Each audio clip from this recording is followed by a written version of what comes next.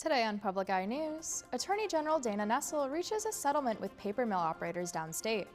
But first, the Attorney General wins a lawsuit to protect SNAP recipients. Coming up, Bianca Kroll will have your weather forecast, where we'll take a look at the conditions for the next few days. Later, Luke Niddle will bring out today's sports breakdown. I'm Jacob Heston. And I'm Kieran Healy. This is Public Eye News.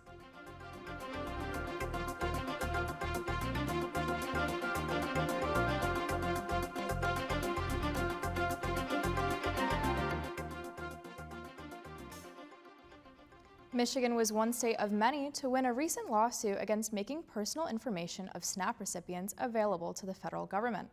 Currently, states are prohibited from disclosing personal information of those who are part of the Supplemental Nutrition Assistance Program. The USDA has since requested this confidential information and informed states that their funding would be cut if they did not comply. The Trump administration is looking to use the information for immigration enforcement, according to the lawsuit filed by the Attorneys General of 21 states. A temporary restraining order has been granted, and the USDA is no longer permitted to cut funding if states refuse to share its residents' information. State Representative Gregory Markkanen responded to the ongoing controversy over the Copperwood mine by making a public statement. Representative Markkanen alleges that the ones in opposition to the proposed mine are primarily not Upper Peninsula residents and that there would be no risk to the Porcupine Mountains or Lake Superior if the mine begins operation. Local environmental groups have stated that clear-cutting hundreds of acres of forest and the proposed location for waste being near Lake Superior will cause environmental harm to the area. The Michigan Department of Environment, Great Lakes and Energy has approved permits for the Copperwood Mine project, and state officials are still determining if it will receive the necessary funding or not.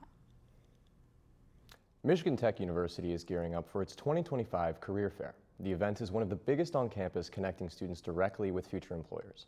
It's more than just a job fair, it is a major reason why MTU grads see strong results after graduation, including record job placement rates at a median early career salary of more than $80,000.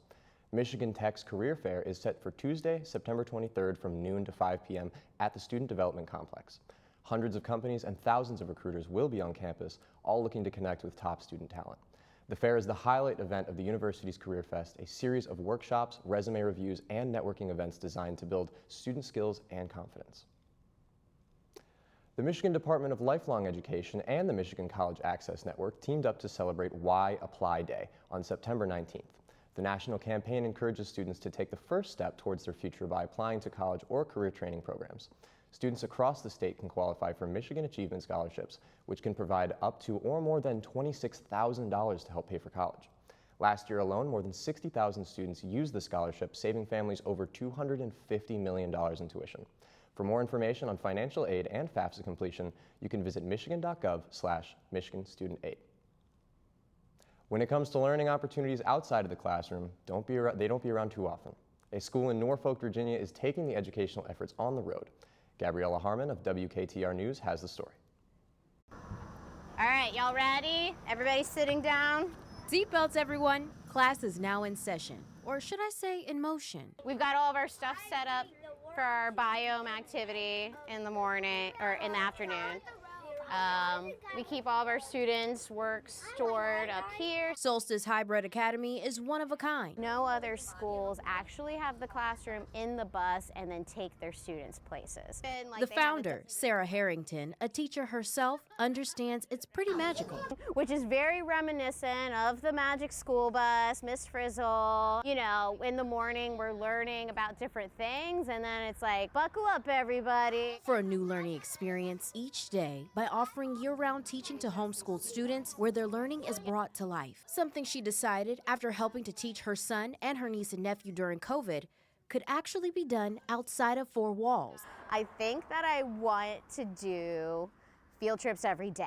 Like, I think I want to take like a group of kids out on field trips every day to experience this amazing city, this amazing world. And she did. So we have one air conditioning unit here. The school went into drive starting with only 4 students to now having 20. Definitely a labor of love, right? Like, I don't charge like a whole lot for tuition, and my whole thing is that I want to have this experience. This is something that I'm really passionate about. And it shows with everything the kids need to be successful in their learning day. An experience Sarah hopes goes on with her students well after she's taught them. My biggest goal is to help my students find what drives them to learn and create new things and make change. Gabrielle Harmon, WTKR News 3.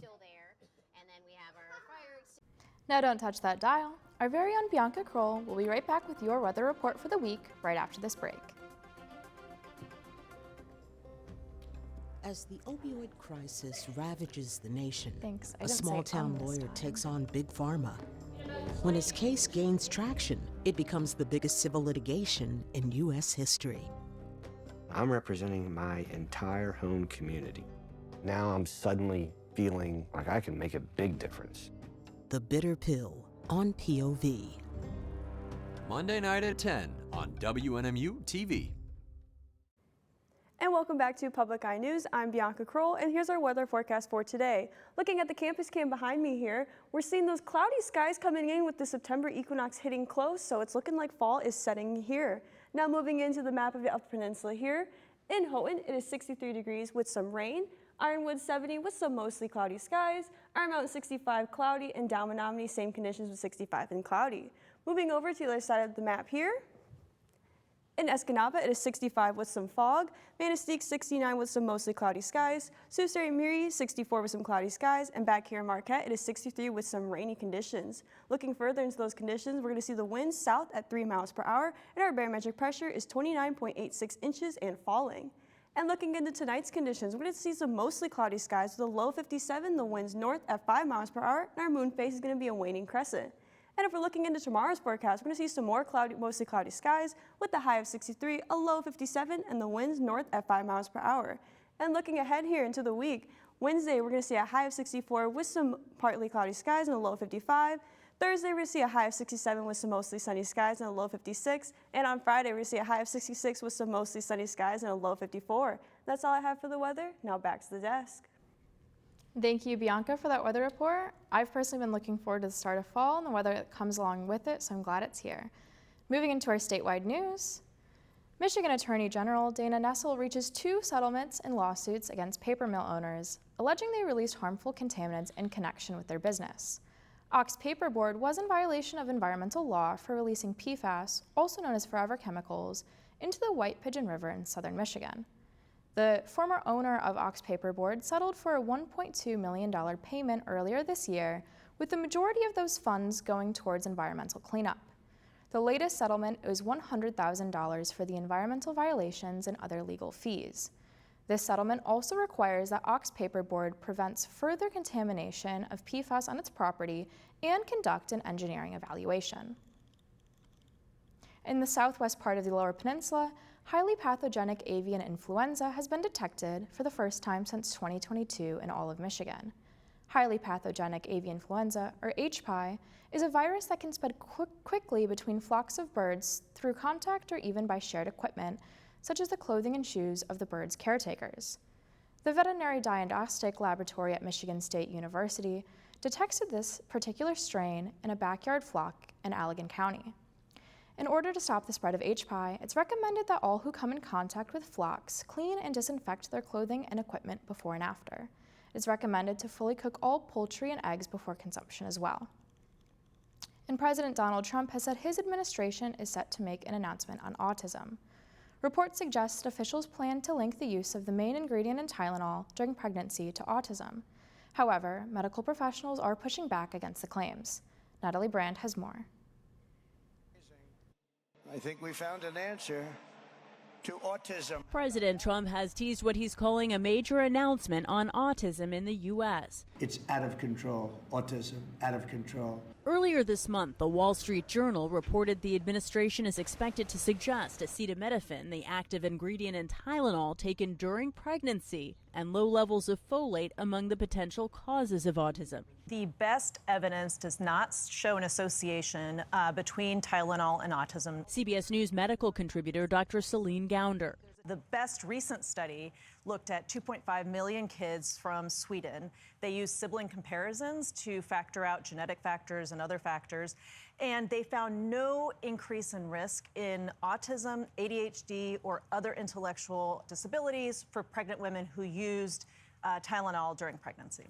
Ahead of the White House announcement, the company that owns Tylenol is pushing back and says it's worried about consumer confusion and the impact on expecting mothers. In a statement saying, "We believe independent sound science clearly shows that taking acetaminophen does not cause autism." Experts say failing to treat medical conditions that warrant the use of acetaminophen, like a high fever while pregnant, could be far more dangerous. If you have a high fever during pregnancy, that can cause neurodevelopment issues in the baby, so you don't want to let that fever go untreated. The Washington Post also reports the Trump administration plans to promote a drug derived from folate called leucovorin as a potential autism treatment. Doctors say there may be evidence it can help a subset of autism patients who have a folate-related defect with speech and communication. Natalie Brand, CBS News, the White House. Now, after this short break, Luke Niddle will be back with a sports report you won't want to miss. Tune in to the heartbeat of the Upper Peninsula. At Public Radio 90, we're more than just a frequency on your dial. We're your trusted home for national public radio. Let our diverse blend of music be the soundtrack to your day. Public Radio 90, where community comes alive. Tune in and let your imagination soar. Join Nicole Walton every weekday morning from 6 to 9 with Morning Edition. Welcome back to Public Eye Sports. I'm your host, Luke Niddle, and I'll be taking you through our Monday breakdown. Leading off in the Superior Dome, the NMU Wildcats hosted the Davenport Panthers for the first of a two-game series this year.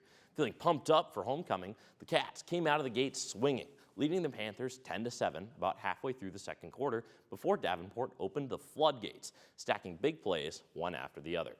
A pair of Noah Dobert touchdowns kept the offense churning even after starting QB Duke Chevald went down with a lower body injury in the first quarter. The passing attack struggled heavily without the usual captain at the helm, not completing a single of the 5 attempted heaves and 2 ending up in the hands of Panthers defenders. Northern will take this week to regroup with a bye before traveling to Saginaw Valley October 4th. And diving over to the hardwood, the Wildcat volleyball team opened up conference play this past weekend with a pair of matches against Davenport and Ferris State. Northern has struggled to find their footing on the floorboards to start the season, putting up a 1-9 record to start the year. Their lone win came in the very first match of the season against Wheeling in the Spring Hill Suites Invitational in Pensacola, Florida. As for GLIAC play, NMU was swept by both the Panthers and the Dogs, keeping both first sets relatively close before both offenses overpowered the Cats' defense. Northern will be back in action at home against Parkside this Friday. And ending off on the pitch, the women's soccer squad picked up their first win of the season against the Roosevelt Lakers with an explosive 6-goal second half that ended in a 4-2 dub. Addison Franti, Marina Massaroni, Madison Bilbia, and Elise Davatila all sent one into the nylon against the Lakers in their road victory. The Wildcats couldn't quite make it a perfect weekend, however, as they dropped a 3-1 decision to Parkside, even with a goal by the captain, Kenna Alexander, just 9 minutes in. A furious attack in the final 10 minutes that included 6 shots on goal came up just short and left the Cats at 500 to open up the conference slate. That's all I have for sports. Now back to the desk. Thanks, Luke. Hello, everyone. I'm Austin Graham, the producer and director here at Public Eye News. Over the weekend, the NMU community celebrated the life of former Penn producer Trevor Forsyth. It was a day filled with stories, laughter, tears, but most importantly, it was a weekend that kept Trevor's memory alive. We'd like to thank everyone who made this event possible and for the wonderful turnout that we had this past weekend for Trevor's event. Trevor, we miss you and we love you. Rest in peace, my friend.